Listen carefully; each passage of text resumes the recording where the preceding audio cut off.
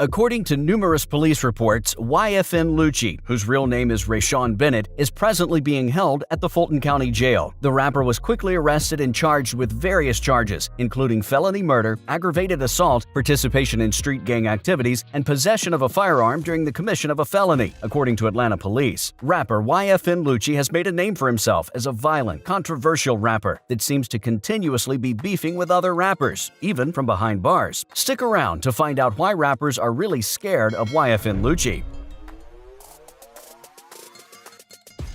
Before we get into the video, subscribe and hit the notification button to be notified when we upload more content. If you enjoy the video, don't forget to hit the like button and leave a comment down below. Thanks! Why rappers are really afraid of YFN Lucci. It's no secret at this point that YFN Lucci has a lengthy history of feuding with his rappers and his community, and being involved in very serious criminal activities. His questionable behavior is the reason other rappers do not want to be involved or associated with him, especially that he's now stuck behind bars awaiting trial. Here's some reasons why rappers refuse to be around him: stealing others' rappers' songs and ideas. Yet another reason, alongside his lengthy criminal history, that rappers don't want to be associated with YFN Lucci is because of his major lawsuit he lost, where he was accused of basically stealing another rapper's songs. In a long-running legal battle over similarities between his 2016 song Everything Be Lit and another song Every Day We Lit, released the following year by Atlanta rapper YFN Lucci and Philadelphia rapper PNB Rock, New Jersey musician Rackboy Cam was granted nearly $1.7 million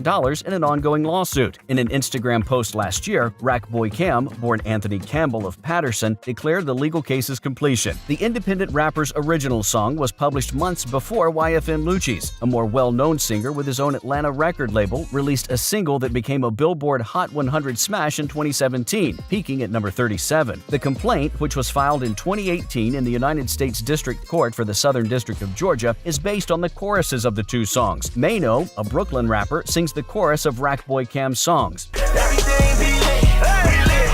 Please note that the tracks have explicit lyrics. Even though the songs are in different keys, the resemblance was enough for Judge Charles A. Panel Jr. to grant Rackboy Cam a default judgment. Rackboy Cam was granted $1.445 million as part of the settlement. Both YFN Lucci and PNB Rock gave the rapper writer's credit for royalties worth 50% in perpetuity. According to online media sources, he was given prejudgment interest of 6.25% for the 3 years since the complaint was filed, as well as legal costs, bringing the total sum to almost $1.7 million.